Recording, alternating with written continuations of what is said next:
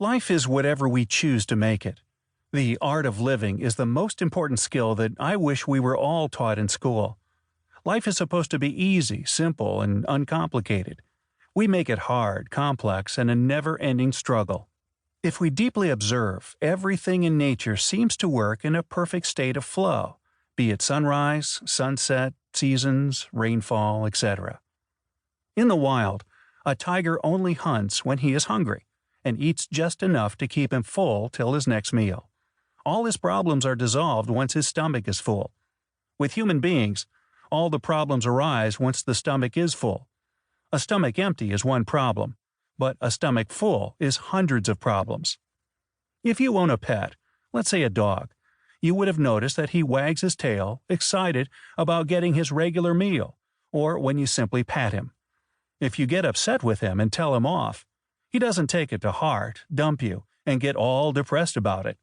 Instead, he forgets about it in microseconds and jumps back onto you, this time licking and snuggling you much more lovingly. We humans are born the same way. As babies, it doesn't take us a lot to smile and laugh. We only laugh about 400 times a day. Babies don't need therapy. They persistently seek joy in everything. As they laugh, the whole energy of the household lifts, and everyone around becomes cheerful. As adults, we constantly have to do something to be happy, whereas with babies, we have to do something to make them unhappy.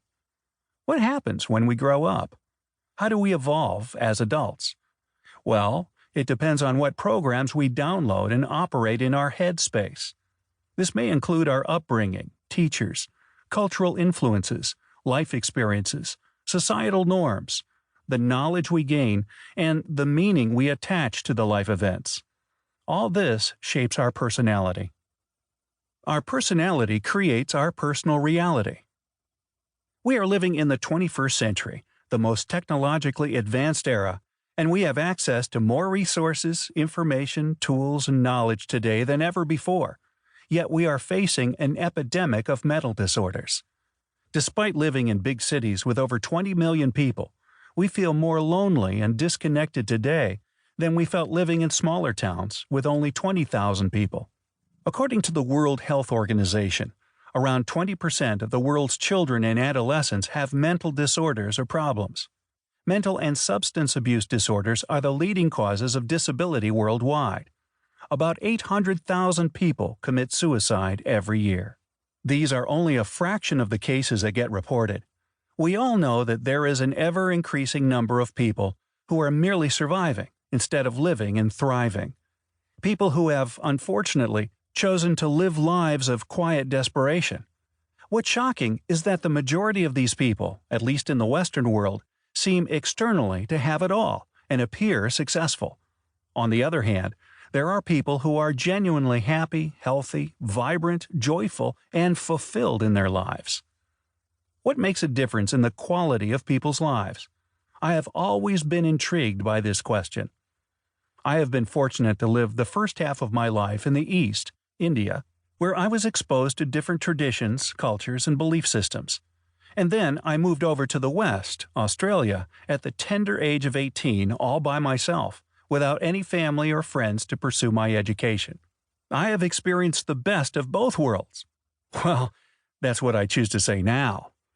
In 2001, I arrived in Melbourne, Australia, multiculturalism at its best, to pursue my undergraduate degree. My first year was a roller coaster ride and a total shock to my system. Weather, academic system, language, and food were some of the things I expected to be different. But to my amazement, the biggest challenge I faced was adapting to the culture and mindset of the locals. How vastly people saw and thought about things differently. What was true for me wasn't the case for some of my Western friends.